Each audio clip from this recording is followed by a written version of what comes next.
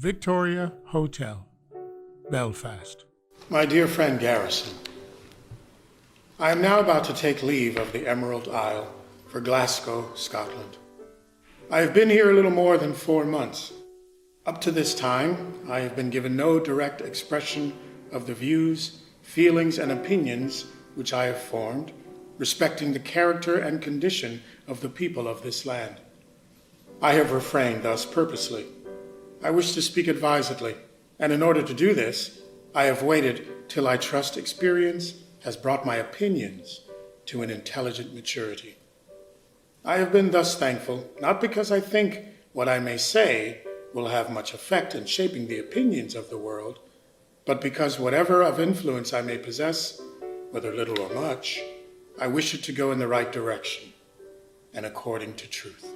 I hardly need to say that in speaking of Ireland, I shall be influenced by no prejudices in favor of America. I think my circumstances all forbid that. I have no end to serve, no creed to uphold, no government to defend, and as to nation, I belong to none. I have no protection at home or resting place abroad. The land of my birth welcomes me to her shores only as a slave, and spurns with contempt the idea of treating me differently, so that I am an outcast from the society of my childhood and an outlaw in the land of my birth. I am a stranger with thee and a sojourner, as all my fathers were. That men should be patriotic is to me perfectly natural, and as a philosophical fact, I am able to give it an intellectual recognition, but no further can I go.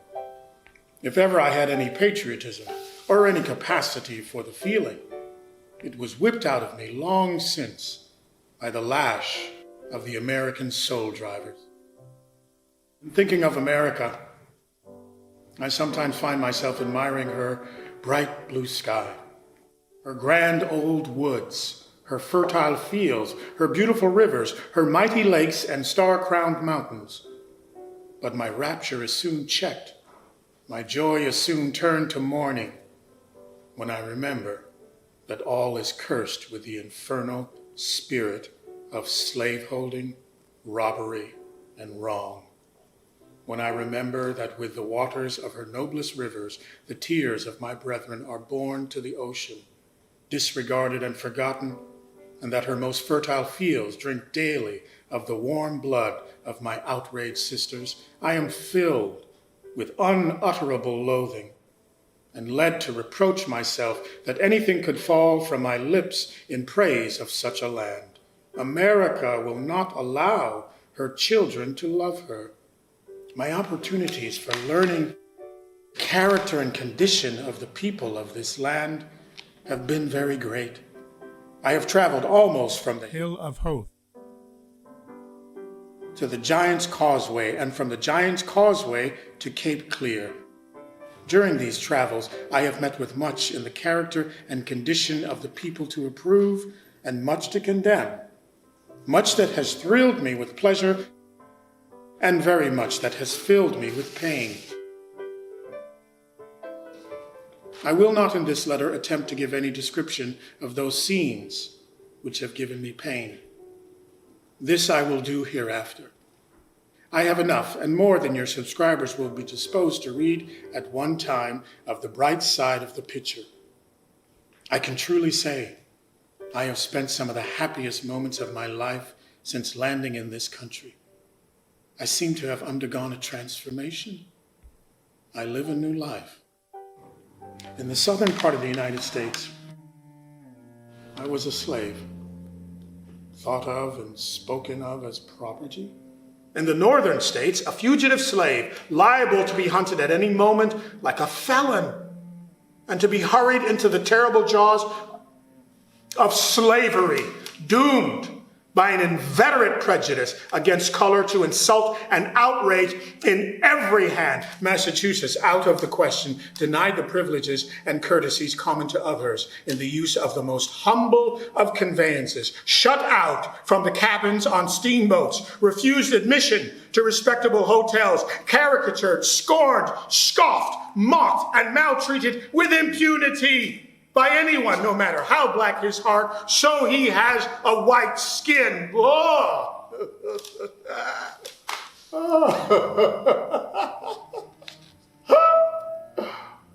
But now, behold the change. 11 days and a half gone, and I have crossed 3,000 miles of the perilous deep. Instead of a democratic government, I am under a monarchical government. Instead of the bright blue sky of America, I am covered with the soft gray fog of the Emerald Isle. I breathe, and lo, the chattel becomes a man.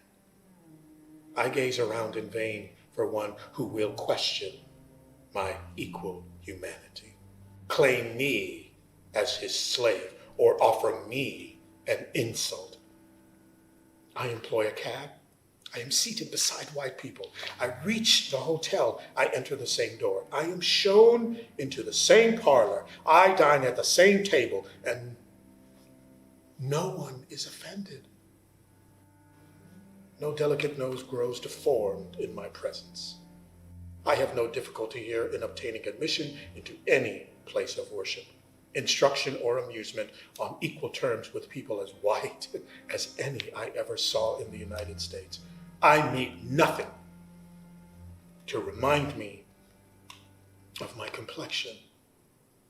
I find myself regarded and treated at every turn with the kindness and deference paid to white people. When I go to church, I am met by no upturned nose and scorned lip to tell me we don't allow niggers here.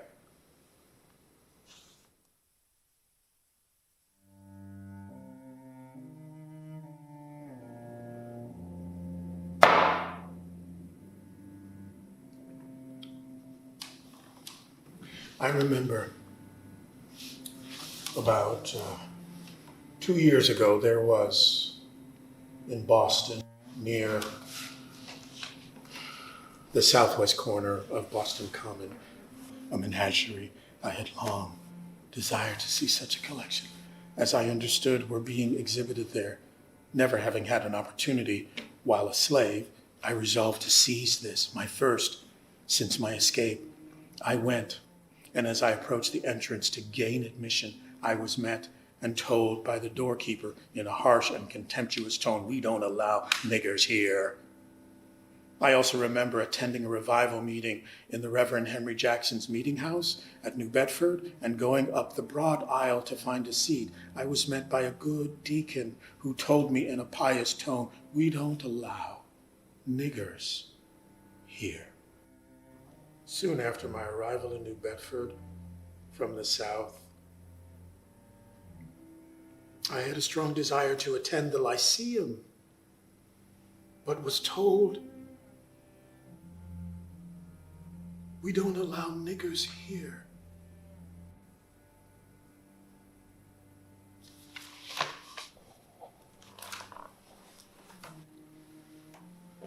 While passing from New York to Boston on the steamer Massachusetts on the night of the 9th of December, 1843, when chilled almost through with the cold, I went into the cabin to get a little warm. I was soon touched upon the shoulder and told, "We don't allow niggers here."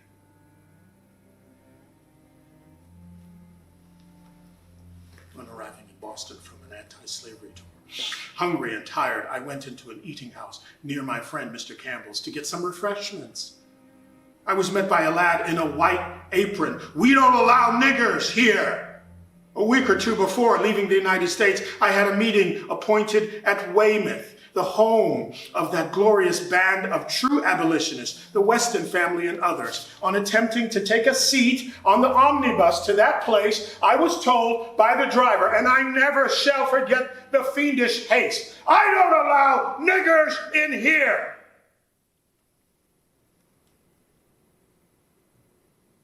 Thank heaven for the respite I now enjoy. I had been in Dublin but a few days when a gentleman of great respectability, kindly offered to conduct me through all the public buildings of that beautiful city, and a little afterwards, I found myself dining with the Lord Mayor of Dublin.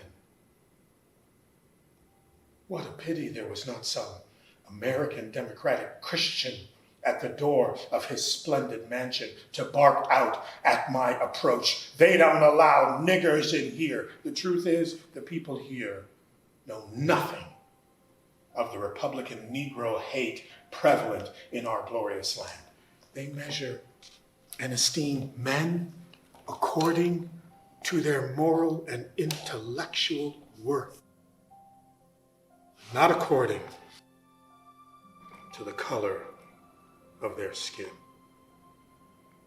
The second day after my arrival at Liverpool, in company with my friend Buffum and several other friends, I went to Eaton Hall, the residence of the Marquis of Westminster, one of the most splendid buildings in England.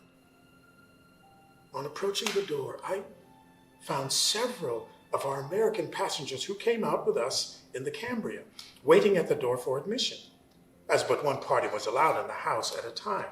We all had to wait till the company within came out. And of all the faces expressive of chagrin, those of the Americans were preeminent. When the door was opened, I walked in on an equal footing with my white fellow citizens. And from all I could see, I had as much attention paid me by the servants who showed me through the house as any with a paler skin. As I walked through the building, the statuary did not fall. The pictures did not leap from their places. The doors did not refuse to open, and the servants did not say, "We don't allow niggers in here."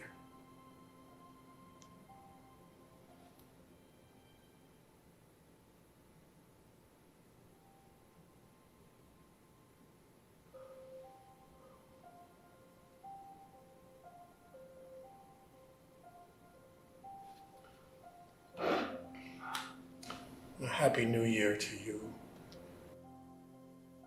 and to all the friends of freedom. Excuse this imperfect scrawl, and believe me to be ever and always yours, Frederick Douglass.